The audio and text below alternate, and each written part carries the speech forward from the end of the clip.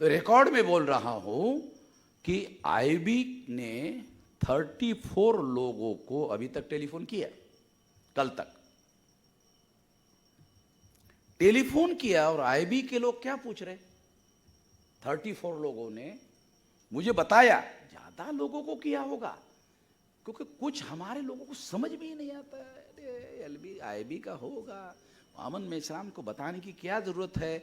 अब हमारे आदमी को जितना समझ में आता है उससे ज्यादा मुझे समझ में आता है, उसको ज्यादा समझ में नहीं आता आईबी के टेलीफोन का क्या मतलब है।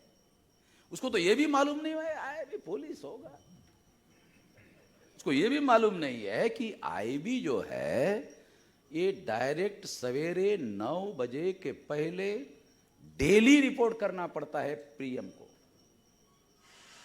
Daily internal security of our country.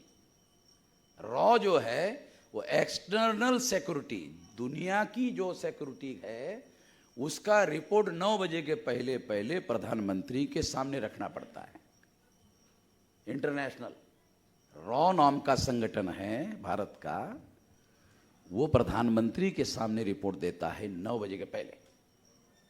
और 9 बजे के पहले IB investigation bureau a internal security का रिपोर्ट 9 बजे के पहले पीएम के पास देना पड़ता है, और उस पर वही उसी समय निर्णय होता है, ज्यादा समय नहीं लगता है, इमीडिएट कार्रवाई होती है। इसका मतलब है आईबी डायरेक्ट पीएम के लिए अकाउंटेबल है। आईबी किसी भी अधिकारी को अकाउंटेबल नहीं है, आईबी केवल मात्र प्रधानमंत्री को अकाउंटेबल है। तो प्रधानमंत्री को अकाउंटेबल का मतलब है रिपोर्टिंग वो प्रधानमंत्री को ही करेगा। अब थोड़ा समझ में आ रहा होगा आपके, थोड़ा सा। इसका मतलब है कि अगर प्रधानमंत्री को ही रिपोर्ट करना है और कोई अथॉरिटी नहीं जिसको रिपोर्ट नहीं करना है, तो आईबी प्रधानमंत्री के ऑर्डर पर ही काम करेगा। किसी को कोई अथॉरिटी नहीं उसके ऊपर, प्रधानमंत्री ऑर्डर करेगा तो ही आईबी काम करेगा।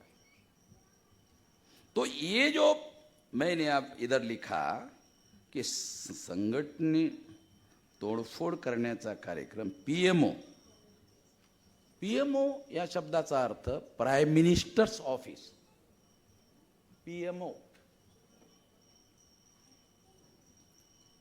सेक्रेटेरिएट होता है प्रधानमंत्री का, एक भारत सरकार का सेक्रेटेरिएट है, एक पीएमओ का होता है, यानी जिसमें प्रधानमंत्री को हर मंत्री के संबंध में जानकारी देने वाला पीएमओ होता है, जो प्रधानमंत्री का सेक्रेटेरिएट है।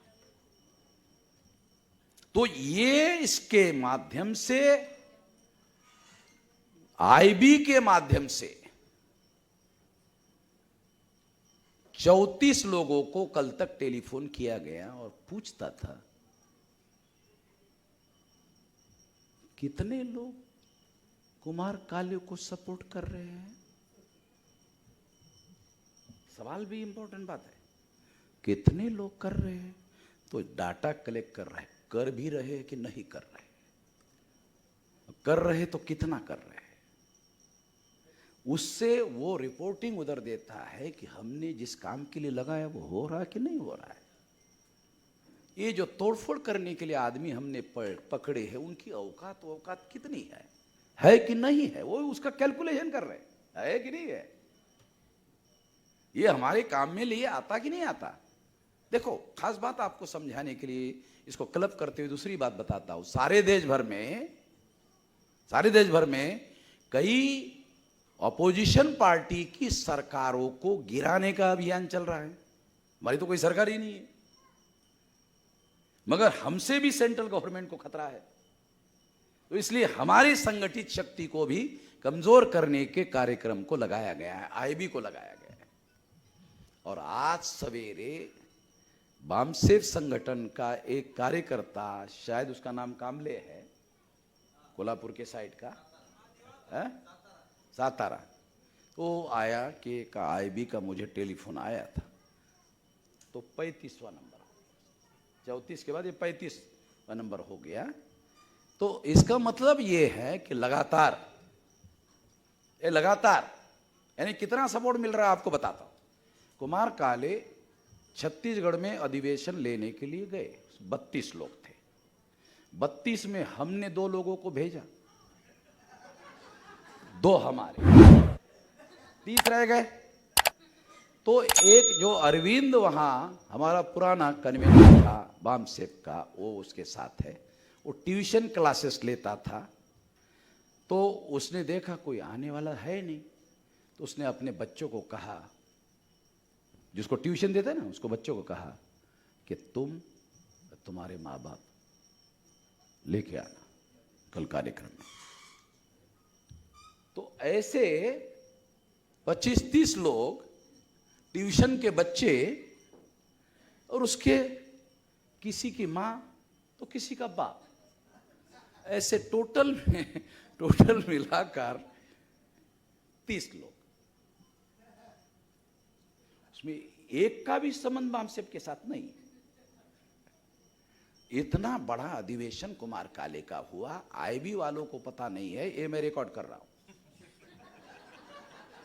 मैं ही आईबी वालों को जानकारी देना चाहता हूं कि ये जानकारी रखो, तुमने ऐसे गधों को पाल रखा है साले, ये लोगों को चारा खिलाने लायक लोग नहीं है। गधे को चारा खिलाया जाता है, ये चारा खिलाने के लायक नहीं है। रोटी तो बहुत दूर की बात है, ये चारा खिलाने लायक नहीं है। ऐसे लोगों को रखा हुआ है।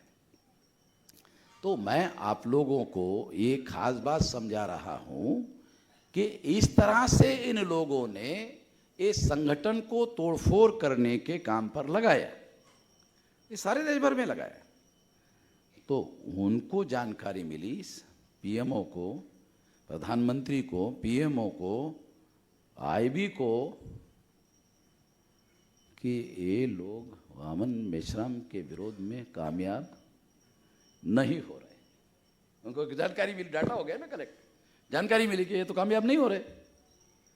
कामयाब नहीं हो रहे हैं। जब उनको डाटा मिला,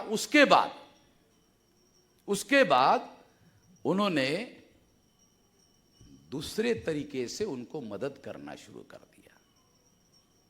उनको कहा कि तुम उन लोगों के बैंक अकाउंट में एप्लीकेशन करो, जो वामन मेश्राम का बैंक अकाउंट है, बामसेप का, एप्लीकेशन करो। नहीं तो बहुमत तो उसके पास है 99.99, तो एप्लीकेशन करने से क्या होगा? नहीं करो, बाकी हम देखेंगे। अभी बैंक ऑफ बड़ौदा में हमारा खाता है। बैंक ऑफ बड़ौदा बड़ौदा से चली हुई बैंक है। बड़ौदा गुजरात में है, और गुजरात में 25 साल से आरएसएस की सरकार है। कुछ समझ में आ रहा है? तो उसके बोर्ड ऑफ डायरेक्टर में सेंट्रल गवर्नमेंट भी आरएसएस की, राज्य सरकार 25 साल से आरएसएस की।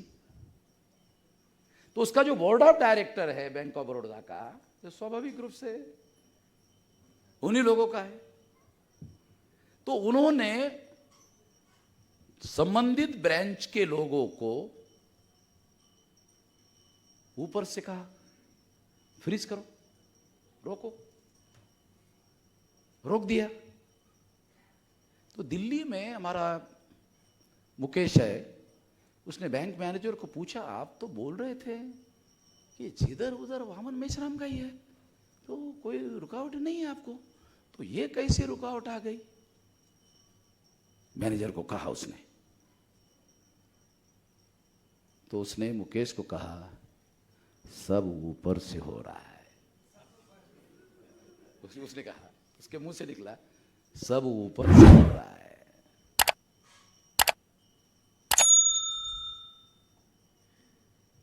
मुकेश ने मुझे बताया कि वो ऊपर से हो रहा है। बोल रहे ऊपर तो अल्लाह ताला है। क्या नहीं, वो इतना ऊपर। तो हमने छानबीन किया, रीजनल मैनेजर है इधर पूना में, उससे हमारे लोगों को भेजा। डायलॉग में पता चला ऊपर से ही हो रहा है। वो भी बोल रहा ऊपर से है। अब रीजनल मैनेजर ही ऊपर है, वो बोल रहा ऊपर से है, इसका मतलब है और ऊपर से है। तो इसका सीधा सीधा मतलब है कि ये बोर्ड ऑफ डायरेक्टर से ऑपरेट हो रहा है मामला। और बोर्ड ऑफ डायरेक्टर में आरएसएस के लोग हैं, बैंक ऑफ बड़ौदा।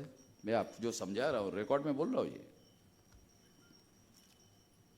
ये सारे देश दुनिया में भी जा रहा है, यही इधर केवल रिकॉर्ड नहीं हो रहा है, लाइव हो रहा है।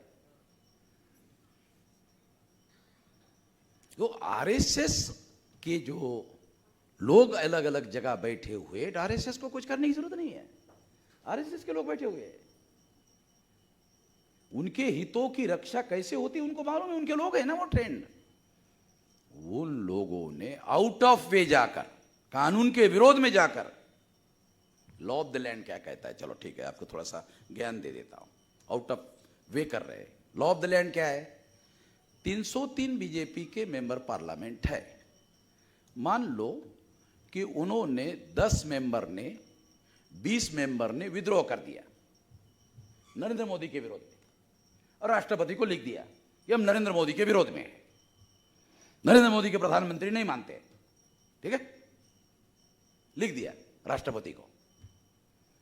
तो राष्ट्रपति नरेंद्र मोदी को बोलेगा तुम्हारा सारा बंद, फ्रीज कर दिया, बोलेगा? नहीं। संविधान क्या कहता है? अच्छा, 330 में 20 लोगों ने किया, कितना रह गया? 283। बहुमत के लिए कितना चाहिए? 273।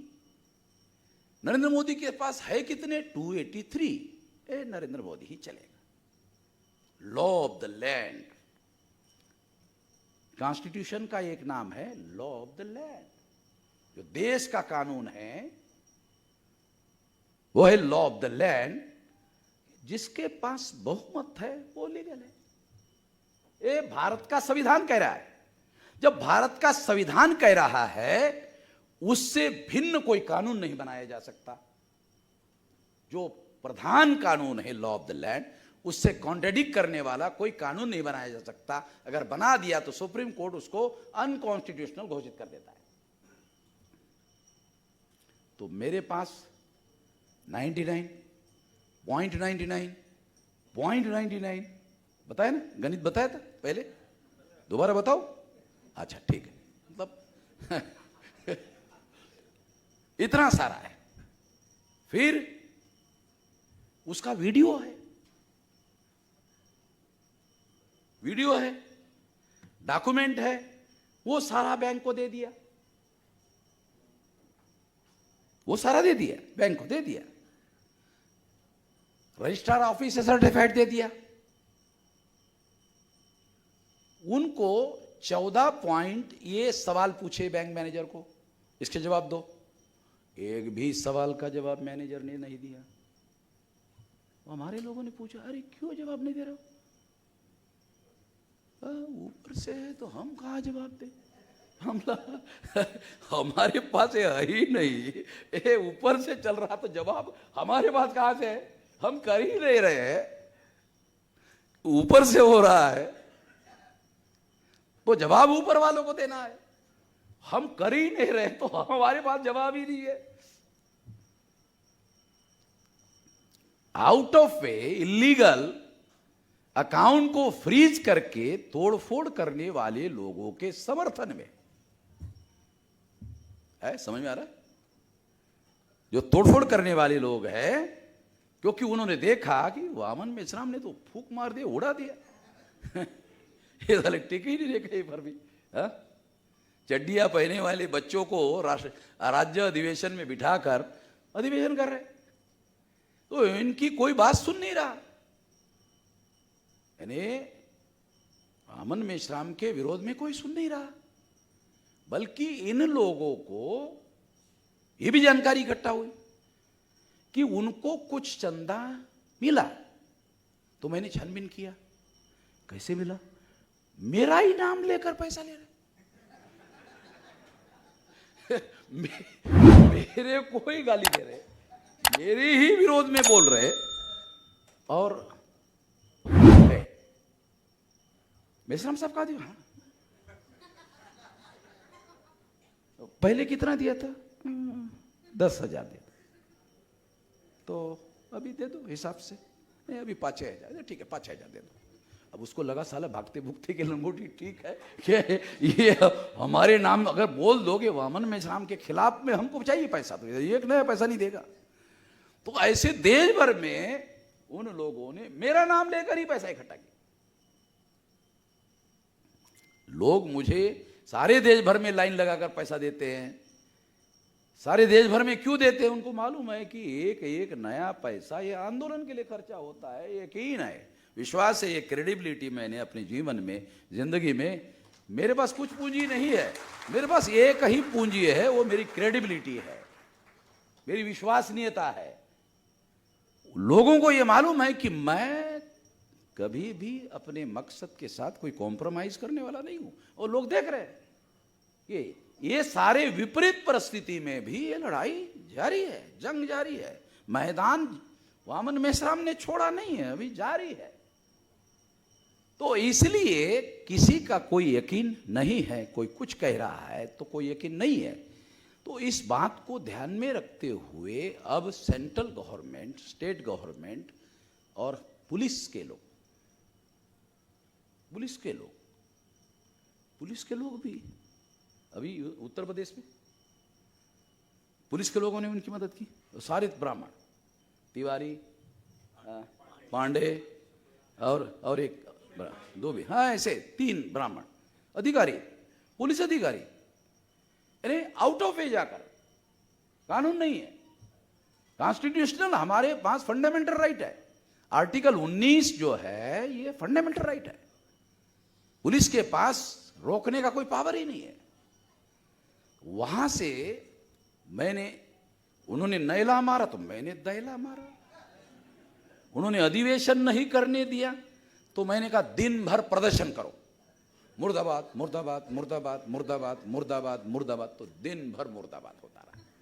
मैंने कहा ये कानपुर का मुर्दाबाद दुनिया वालों को देखना चाहिए। हाँ लगा सारे कैमरे लगा दिया, तो वो मुर्दाबाद सारे दुनिया में दिखाई दे रहा था। तो जो कानपुर का अधिवेशन कानपुर के लोगों को मालूम होता, वो सारे दुनिया को मालूम हो गया। तो उन्होंने नैला मारा, मैंने दैला मारा। समझ ना, दावपेच है। देखो ये लड़ाई है, ये लड़ाई है और लीडरशिप को काउंटर करते आना चाहिए। उन्होंने नैला मारा तो मैंने दैला मारा। परेशान हो गए पुलिस वाले। कमिश्नर जोगदंड है, ये बीड़ का, ये मराठवाड़े का जोगदंड, मराठी बोलने वाला। तो उसने कहा राजकुमार को कि हमारे पुलिस वाले दहशत में हैं। कहा क्यों? कहा कि वो मुर्दाबाद मुर्दाबाद मुर्दाबाद कर रहे। उधर तिवारी भाग गया और अभी कल खबर आई तिवारी का ट्रांसफर हो गया। आपको मालूम नहीं है? तिवारी का ट्रांसफर हो गया। हमने कहा और 2 है। हमारी संतुष्टि नहीं हुई। चल रहा है, ठीक है। तो एक का तो हो गया ट्रांसफर, जो डायरेक्ट इंस्पेक्टर उसको परमिशन देने का एरिया था वो गया, ट्रांसफर हो गया। तो उन्होंने हमारे 700 लोगों पर एफआईआर की। वामन मेश्राम और अपना कानपुर का छेदी खोटे, 2 आदमी पर एफआईआर दाखिल किया और 700 हमारे मामसेब के लोगों पर किया। तो उन्होंने फिर नैला मारा। मैंने हाई कोर्ट में केस दाखिल करके फिर दैला मारा। हाई कोर्ट की खबर छाप दिया। खबर छापते ही दूसरे दिन तिवारी का ट्रांसफर हो गया, क्योंकि हाई कोर्ट के विरोध में वो कुछ कर नहीं सकते। हो गया, पकड़ में आ गए। अभी हाई कोर्ट सुप्रीम कोर्ट तक उनको बख्शा नहीं जाएगा, छोड़ा नहीं जाएगा। वामन मेश्राम को कोई परेशान करेगा और उसको छोड़ देंगे, ये कभी मैं, एक तो मेरे एरिया में कोई आता नहीं, आ गया तो छोड़ता नहीं। बहुत मुश्किल से मेरी पकड़ में आता है तो फिर मैं दोबारा छोड़ता नहीं उसको, और मैं वकील को बोल देता मैं अपनी लड़ाई शुरू रखता हूँ, वो वकील करते रहता है, उसमें मुझे एंट्री करने की जरूरत नहीं है, वो वकील देखते रहेगा। मेरा एरिया ये है मैदान में जहां लड़ाई लड़नी है। तो बंगाल में वहां से खबर गई, तो बंगाल का जो बैनर्जी है उसको लगा यार ये तो नैले पे दैला हो रहा है, वो नैला कर रहा है, दैला कर रहा है, तो डर गया। तो उसने केवल हॉल हमारा रद्द किया, हॉल रद्द किया ताकि हमारा अधिवेशन जो है वो रद्द हो जाए। तो हमने दूसरा छोटा हॉल करके अधिवेशन किया, और अधिवेशन करके मैंने वहां भाषण में कहा बैनर्जी के ऊपर एट्रोसिटीज की केस दायर की जाएगी। तो मैं इससे चला गया होगा, तो उस दिन तो उसको नींद नहीं आई होगी, क्योंकि ये मौलिक अधिकार है अनुसूचित जाति जनजाति के लोगों का, और एट्रोसिटी एक्ट में मौलिक अधिकार का अगर कोई उल्लंघन करता है तो एट्रोसिटीज में कवर होता है, वो पक्का है, डॉक्यूमेंट्री सबूत है, क्योंकि उसने लिख कर दिया हॉल रद्द कर दिया, डॉक्यूमेंट्री है। और क्या कहा, हाईकोर्ट के जजेस का कार्यक्रम है। फिर मैंने आदमी भेजा, है क्या, कहा नहीं है। मैंने कहा ये भी सबूत ले आओ। तो सारी बातें जो है अभी एक हरियाणा में हो गया, एक यूपी में हो गया, एक बंगाल में हो गया, इसका मतलब है मैंने सुप्रीम कोर्ट के लॉयर को कहा, सुप्रीम कोर्ट के लॉयर ने मुझे कहा था कि हमको उत्तर प्रदेश में के हाई कोर्ट में केस करना चाहिए। तो मैंने वकील को कहा अभी 2-3 स्टेट हो गए हैं, लगभग 4 हो गए हैं, तो 4 स्टेट के हाई कोर्ट में जाने से बेहतर है सुप्रीम कोर्ट को लिख कर दे दो कि ये 4 स्टेट में हो गया है, इसलिए अब हम स्टेट में नहीं जाएंगे, आपके पास आए। क्योंकि 4 स्टेट में अगर मामला है तो फिर 4 स्टेट में सुनवाई होगी, डिले होगा, इसका मतलब है सुप्रीम कोर्ट ही हमारी हियरिंग करे, सुनवाई करे। वकीलों के साथ रहते रहते मैं लगभग वकील हो गया, और वकील को ही सलाह देता हूं कि डिसीजन लेने की जो कैपेसिटी है ना, एक होता है जजमेंट कैपेसिटी, ये हर एक के बस की बात नहीं है। जजमेंट कैपेसिटी एक अलग मामला है, जजमेंट करना पड़ता है सारी परिस्थिति का और फिर फैसला करना पड़ता है, ये दूसरे लोगों की बस की बात नहीं है। तो इसके आधार पर हम लोग जो है हमारी लड़ाई लड़ रहे हैं, और ये उन लोगों ने करने का काम किया, ये दिखाई दे रहा है। तो मैंने आपको जानकारी दी कि वो हमारे अकाउंट को सीज कर रहे, फ्रीज कर रहे, डॉक्यूमेंट्री एविडेंस है कि हमने लिख कर दिया। सवाल पूछा, एक भी सवाल का जवाब नहीं है। हमने लीगल सवाल पूछे, कोई सवाल का जवाब नहीं है। इसका मतलब उनके पास किसी सवाल का जवाब नहीं है, क्योंकि ये इलीगल किया जा रहा है, ये ऊपर से किया जा रहा है, और वो तोड़फोड़ करने वाले जो गद्दार लोग हैं उनको मदद करने के लिए किया जा रहा है। क्योंकि गद्दार लोगों का डाटा उन्होंने कलेक्ट किया कि वामन मेश्राम के विरोध में ये लोग कामयाब नहीं है, इनको मदद देनी होगी, तब वो मदद कर रहे हैं। उनको ऐसा लगता है कि 2024 के चुनाव में ये लोग अगर किसी महागठबंधन का पार्ट एंड पार्सल बनते हैं तो बीजेपी को चुनाव जीतना बहुत मुश्किल हो।